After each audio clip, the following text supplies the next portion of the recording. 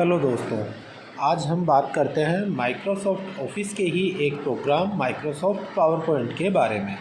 Microsoft power point एक presentation programme है जिसमें अलग अलग प्रेजेंटेशन या प्रस्तुतिकरण तैयार किए जाते हैं। तो सबसे पहले हम सीखते हैं माइक्रोसॉफ्ट पावर पॉइंट को स्टार्ट कैसे करेंगे। तो उसे स्टार्ट करने के लिए हम सबसे पहले स्टार्ट बटन पे क्लिक करेंगे। इसके बाद में ऑल प्रोग्राम और ऐप्स में हम आते हैं और ऐप्स में आके हमें माइक्रोसॉफ्ट ऑफिस और उसमें हमें माइक्रोसॉफ्ट पावर पॉइंट पे क्लिक करना है। तो यहाँ आपका आ रहा है माइक्रोसॉफ्ट पावर पॉइंट। ये जैसे माइक्रोसॉफ्ट पावर पॉइंट आ रहा है तो माइक्रोसॉफ्ट पावर पॉइंट प्रोग्राम पे मैंने क्लिक किया और आपका पावर पॉइंट प्रोग्राम ओपन होके आ गया है। सबसे पहले बात करते हैं पावर पॉइंट प्रोग्राम है क्या चीज़ और प्रयोग में क्यों लिया जाता है।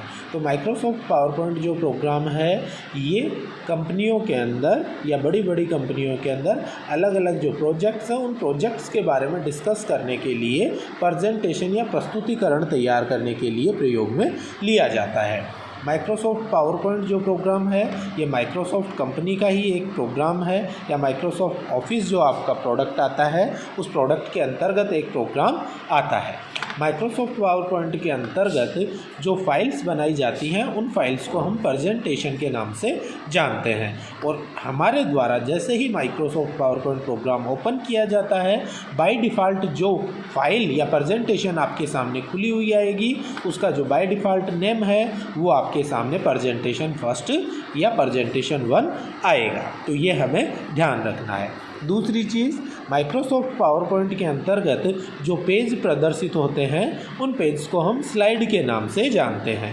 स्लाइड्स आपके सामने राइट साइड के अंदर स्लाइड्स का आपके सामने टैब भी खुला हुआ मिल रहा है जहां पे आप जितनी स्लाइड्स या पेज तैयार करोगे उसके हिसाब से स्लाइड्स या पेज की लिस्ट प्रदर्शित होती है। अभी जैसे माइक्रोसॉफ्ट पावर पॉइंट स्टार्ट कर लिया, सबसे पहले हम इसकी स्क्रीन के बारे में बात करते हैं। सबसे ऊपर टाइटल बार आपका आ रहा है और टाइटल बार के राइट साइड में आपको 3 कंट्रोल बटन मिलते हैं। क्लोज का, रिस्टोर डाउन, मैक्सिमाइज और मिनिमाइज के लिए आ रहा है। और इसके लेफ्ट साइड में आओगे तो क्विक एक्सेस टूल बार के कुछ एक टूल्स आपके सामने आ रहे हैं। साथ में इसके नीचे वही फाइल मेन्यू मिल रहा है जहां से आप जो प्रेजेंटेशन या प्रस्तुतिकरण तैयार करते हैं उसे सेव करना, आवश्यकता अनुसार प्रिंट करना, पुराने प्रेजेंटेशन को ओपन करना या क्लोज करना, बंद करना, वो सारे काम हम फाइल मेन्यू की सहायता से करते हैं। इसके साथ में आपके सामने कुछ एक टैब्स आ रहे हैं जैसे home, insert, design, transitions, animation, slide show, review और व्यू। यहाँ थोड़ा ध्यान देना है, होम, इंसर्ट, इसके बाद में रिव्यू और व्यू, ये जो टैब्स हैं ये सभी के अंदर सेम है। माइक्रोसॉफ्ट वर्ड में भी आपको मिलेंगे, एक्सेल में भी मिलेंगे और पावर पॉइंट में भी मिलेंगे।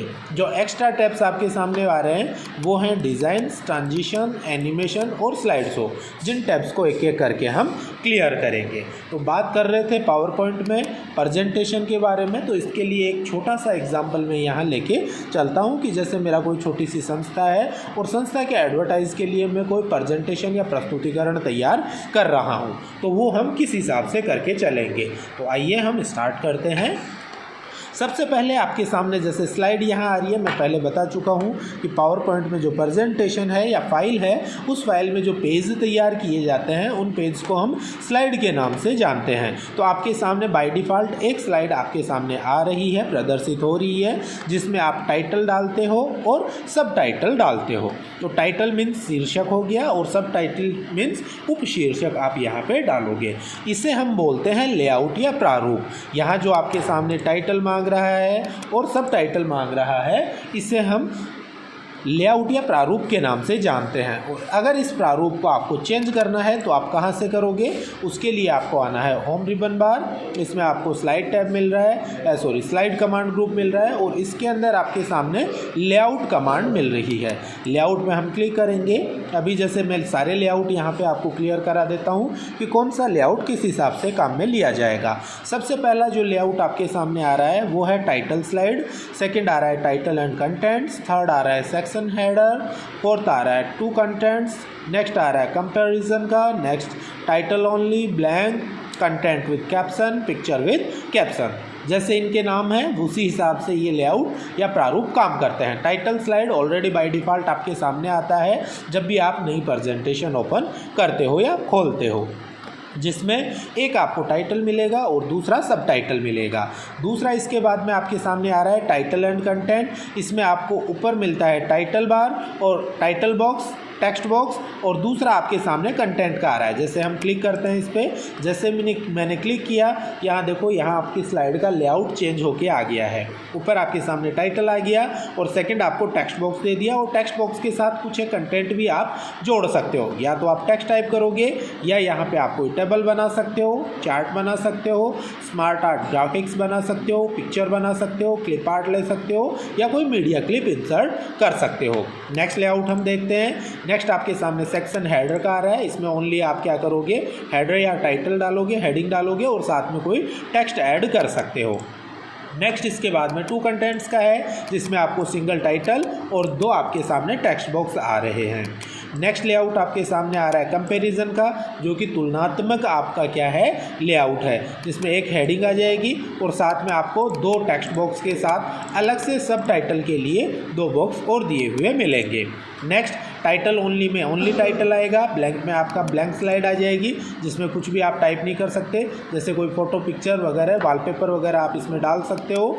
नेक्स्ट इसके बाद में आ रहा है आपका कंटेंट विद कैप्शन। इसमें एक तरफ कंटेंट्स का आ जाएगा और एक तरफ कंटेंट्स का आ जाएगा और एक तरफ कैप्शन के लिए आपके सामने आ रहा है। नेक्स्ट और लास्ट इसके बाद में पिक्चर विद कैप्शन का है, जिसमें आप कोई पिक्चर या फोटो डालोगे और उससे रिलेटेड आप कैप्शन या हेडिंग यहाँ पे डाल सकते हो। तो बेसिकली हमें जो लेआउट चाहिए होता है, या स्टार्टिंग में जो लेआउट आता है आपका, वो टाइटल स्लाइड के रूप में आपके सामने आता है। तो मैं जैसे टाइटल स्लाइड यहाँ पे रख लेता हूँ और एक स्लाइड में तैयार करता हूँ। इसके लिए हमने एक एग्जाम्पल लिया था, और एग्जाम्पल अपना क्या था कि अपने को जैसे अपने सेंटर का एडवर्टाइज़ करना है, ठीक है, तो उसके लिए आप कौन सी स्लाइड बना के तैयार करोगे या प्रेजेंटेशन तैयार करोगे। तो आइए हम स्टार्ट करते हैं। सबसे पहले मैं अपनी संस्था का नाम दे रहा हूँ, जैसे SAFEDUCAT, safe educate learning private limited, और नीचे एड्रेस दे दिया जैसे सब टाइटल के अंदर, नियर काकड़ का Balaji, rings road, जालपाली, Shri Madhopur, Sikar, Rajasthan.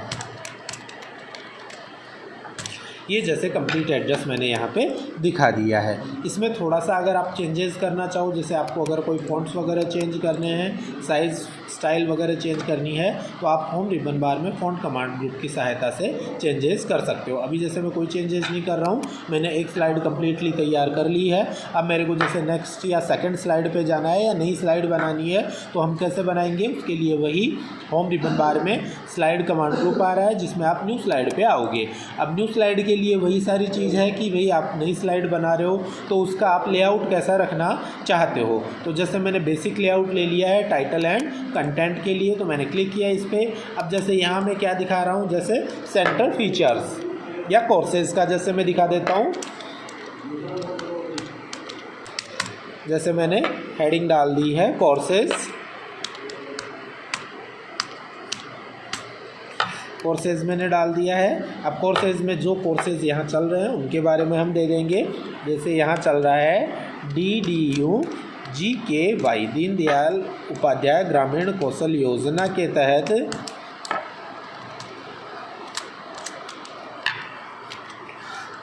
Course का नाम है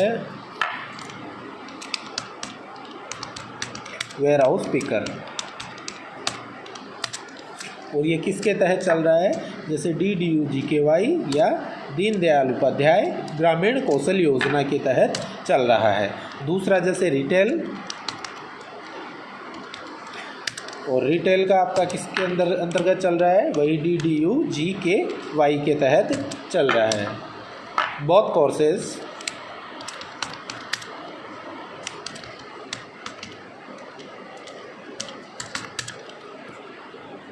are run under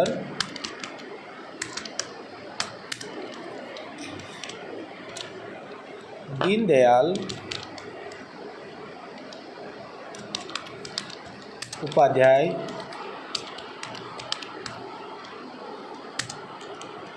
ग्रामीण कौशल योजना।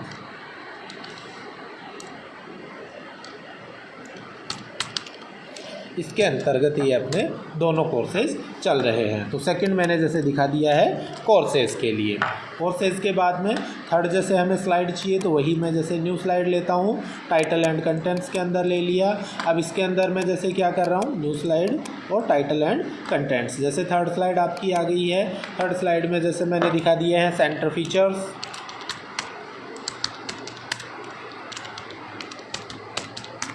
सेंटर फीचर्स हम दिखा रहे हैं। अब सेंटर फीचर्स अपने जो भी हैं वो 1 2 3 4 5 6 करके हम टोटली दिखा देंगे। अभी जैसे ज़्यादा टाइम वेस्ट नहीं करूँगा तो मैंने जैसे एक बार 1 2 3 4 5 6 7 8 शो ऑफ कर दिया है। नेक्स्ट स्लाइड चाहिए, फिर हम न्यू स्लाइड पे जाएंगे और इस हिसाब से जितनी भी स्लाइड्स आपको चाहिए प्रेजेंटेशन में उतनी स्लाइड्स हम जोड़ते जाएंगे।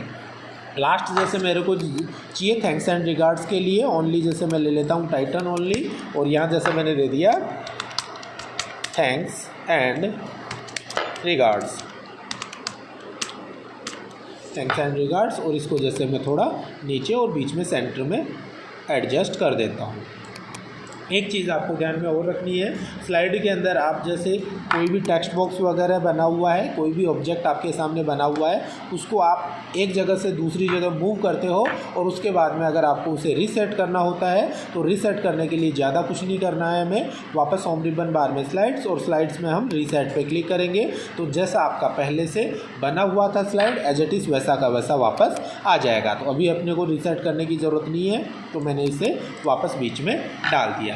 एक बेसिक सी स्लाइड मैंने बनाई है, प्रेजेंटेशन मैंने बनाई है जिसमें मैंने कंपनी का नाम दिखाया है, कोर्सेज की डिटेल, फीचर्स दिखाए हैं और लास्ट में अपना ग्रीटिंग्स का डाला है थैंक्स एंड रिगार्ड्स के लिए। ओके, अब जैसे स्लाइड्स तो मैंने बना ली। स्लाइड्स बनाने के बाद में हम ध्यान देते हैं कि प्रेजेंटेशंस जैसे बनाई जाती हैं तो उनको स्लाइड शो करना पड़ता है। स्लाइड शो का मतलब है कि आपका जो भी कंटेंट आप दिखा रहे हो, प्रेजेंट कर रहे हो, वो प्रेजेंट किया जाने वाला कंटेंट फुल स्क्रीन पे आपके सामने आता है। तो फुल स्क्रीन पे लाने के लिए या स्लाइड शो करने के लिए या तो हम F5 बटन प्रेस करते हैं या हम आएंगे स्लाइड शो टैब के अंदर और यहाँ फ्रॉम बिगनिंग पे हम क्लिक करते हैं। यहाँ आपको शॉर्टकट की इसकी दिखा रहा है स्लाइड शो फ्रॉम बिगनिंग के अंदर F5। तो एक बार मैं जैसे ही फ्रॉम बिगनिंग पे क्लिक करता हूँ आपका कंप्लीटली जो डाटा है वो स्लाइड शो होके आपके सामने आ गया है। अभी मैं माउस क्लिक कर रहा हूँ और ऐसे में आपके टोटली ये स्लाइड शो होके आ गई है। अगर आपने जो स्लाइड बनाई है इनके अंदर आप कोई डिज़ाइन वगैरह डालना चाह रहे हो तो उसके लिए आपको डिज़ाइन टैब पे आना है और यहाँ बेसिक सी डिज़ाइंस आपके सामने आ रही है। जो डिज़ाइन आपको अच्छी लगे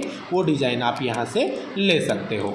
जैसे मेरे को जो अच्छी लगेगी वो डिज़ाइन मैं जैसे यहाँ रख देता हूँ। ये वाली डिज़ाइन मैंने सेलेक्ट की और वही डिज़ाइन आपके सामने आ गई है। आप चेंज कर करके देख सकते हो, जो आपको अच्छे लगे वो डिज़ाइन आप यहाँ से अप्लाई कर सकते हो अपनी स्लाइड्स के अंदर। जैसे ये वाली मैंने डिज़ाइन लगा दी है और ये ऑटोमेटिकली सभी स्लाइड्स के अंदर लगा दी जाएगी। वापस जैसे हम स्लाइड शो करते हैं तो स्लाइड शो पे आके मैं वापस फ्रॉम बिगनिंग पे क्लिक कर रहा हूँ और ये आपके सामने देखो एक बेस्ट स्लाइड आपके सामने बन के आ गई है और प्रेजेंटेशन तैयार आपने कर ली है। प्रेजेंटेशन बनाने के बाद में प्रेजेंटेशन को आप सेव करना चाह रहे हो तो सेव करने के लिए आप वापस फाइल मेन्यू में आओ, सेव बटन पे क्लिक करो और किस नाम से अपनी प्रेजेंटेशन को सेव करना चाह रहे हो वो नाम डाल के हम उसे सेव कर देंगे।